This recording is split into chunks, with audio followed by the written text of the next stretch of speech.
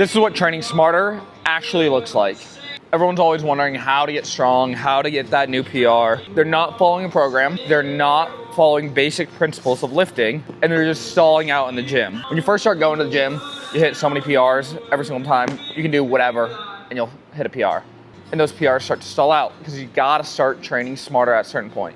Hard work is great and all, but at the end of the day, it's gonna come down to being smart and using that hard work together. Today, we're gonna talk about the RPE scale and how to train smarter every single day when you're going into the gym. Right now, I am beat up. I don't feel like squatting at all, but we gotta get this training in today. Training smarter with it. We're going off an RPE scale. So I'm not going off base percentage works. Today, I'm gonna give my body the opportunity to see how we're feeling and push ourselves that way. Instead of trying to go off of forced numbers, I'm gonna say, what's my 80% effort that I can give today? The reason why this RPE scale works amazing is this. Any given day, you have so many extra factors that go into the gym. How was your sleep? What did you do? Were you on your feet all day long at work? And that 1 rep max number we have could have been an amazing day or could have been an awful day for us. This RPE scale gets rid of those variables. Today, what is my hardest effort? That would be an RPE 10. An RPE 0, RPE 1, whatever you want to call it. It's just me standing around. So for squatting, RPE 0 for me is a back squat. An empty barbell back squat, an air squat, whatever you want to do with it, that's 0. RPE 10 today would be that rep that I'm grinding out and barely just hitting it. We're gonna go 10 reps at 30% of my back squat max. Super light percentage, we're gonna just go off percentage there. Focusing on the pause on the bottom, loosening up the hips. That's why we're doing it, seeing how the body's feeling. Then we're gonna bump it up to 50% of my max, go for 5 reps there. After that, we're switching to that RPE scale. I'm building to a heavy single pause squat till I hit an RPE of 8.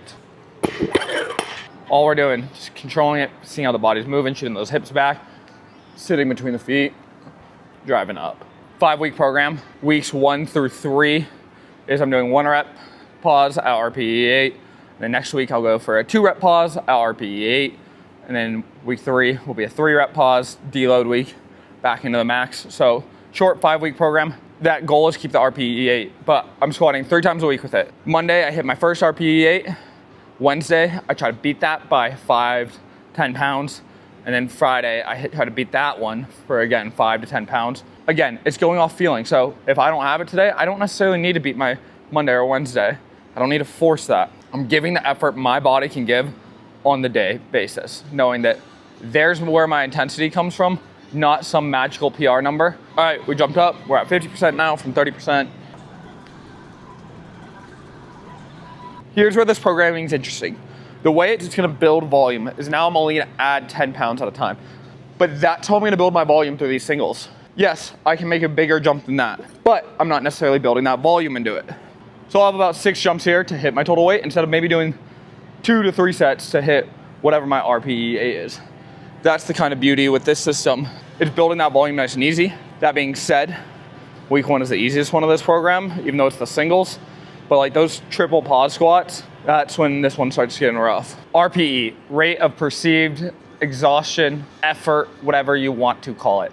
The best part about this is this system can be used with literally any style training. It can be used from weightlifting like I'm doing now, to basketball, to running, to whatever form of exercise you want to do. How hard am I going today? I'm gonna give myself an 8 out of 10 effort. Also, if you're like, I don't know what kind of effort I'm gonna do it off of, all my work's in percentage base. Try to kind of keep it close to that. Your 7 out of 10 RPE should be pretty close to your 70%. That being said, we are giving that wiggle room of that 5 to 10% on each side of it for how you're feeling today. The thing people don't understand, you can achieve almost near maximal muscle growth going close to failure, or 1 to 3 reps of failure. Going all the way to that failure is just damaging your muscles. When you work out, you're tearing those muscle fibers and it takes longer to recover.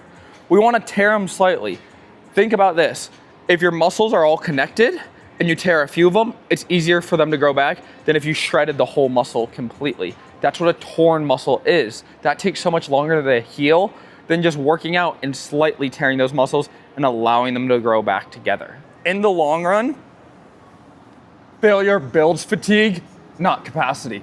So we need to stay at close to failure, but not actual failure. Think about that next time we're going out and we're lifting. That's that training smart. So I'm here talking about going to failure. Today, heavy single back squat, pause back squat. We're going to 80%. I can probably do 2, but I'm not hitting that failure range. So I'm gonna call it here when I go, I can probably squeak out 1 more rep, but that's gonna be a tough one. RPE 8 is that sweet spot. We're close to failure enough to make those muscles adapt, but without destroying it and making ourselves fatigued for the rest of the training week. This training allows us to be sustainable.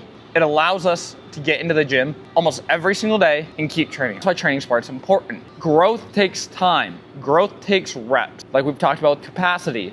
I don't want to do one crappy back squat where I miss depth by a lot. Instead of maybe doing 5x5 at 75%, that's 25 reps of volume work. If we just do it based off of 200 pounds, I lifted 200 pounds once at 100%, or I lifted 150 pounds 25 times, which is 3,750 total pounds of work done today to put those strain into my muscles.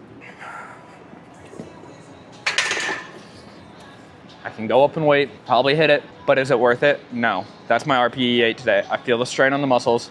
We're calling it there. So, snatches, programmed at 70%. So we're going a little bit away from that RPE scale, but it still applies today.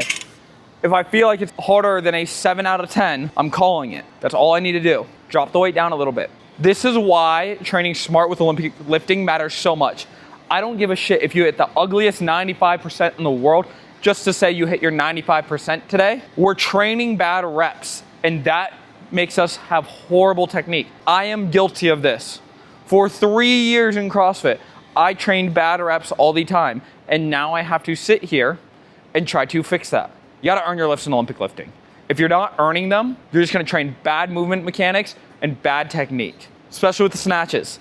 We gotta make sure that it's a good rep, we're solid lockout, we're not missing if we wanna go up in weight. 5 sets of 3 reps at 70% or RPE 7. When I'm doing these snatches individually, they're probably only like a 7 out of 10 difficulty. So that's where that RPE factor is.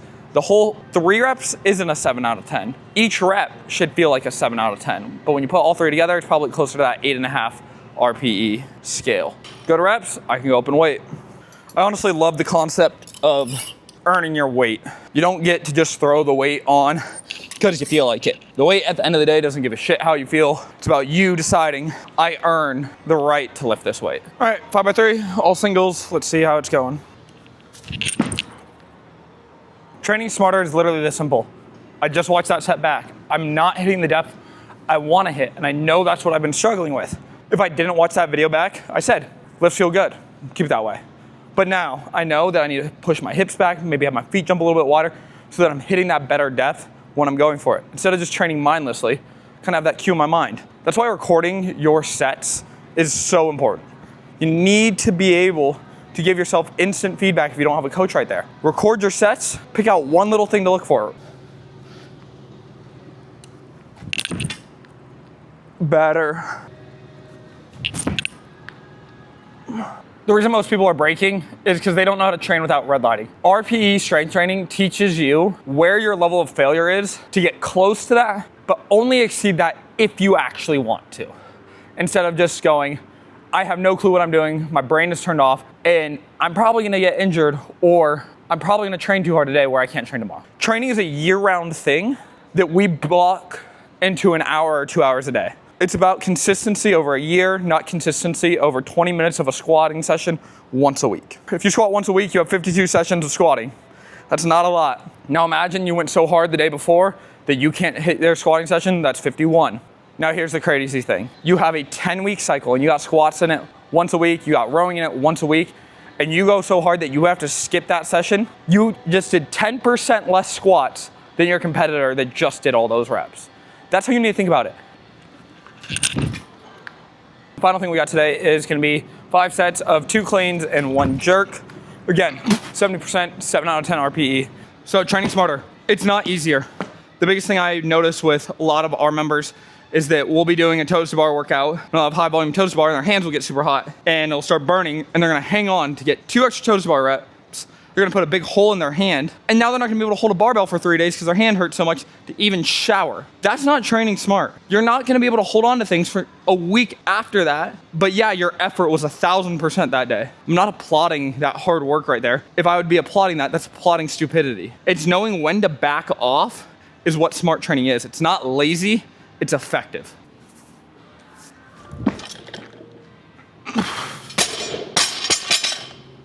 These are the ways that we need to start training smarter. Start using that RPE skill. Go off of how you feel for that day and give your best effort that day. Don't make it so that we can't train the rest of the week. Next, don't just log your intensity.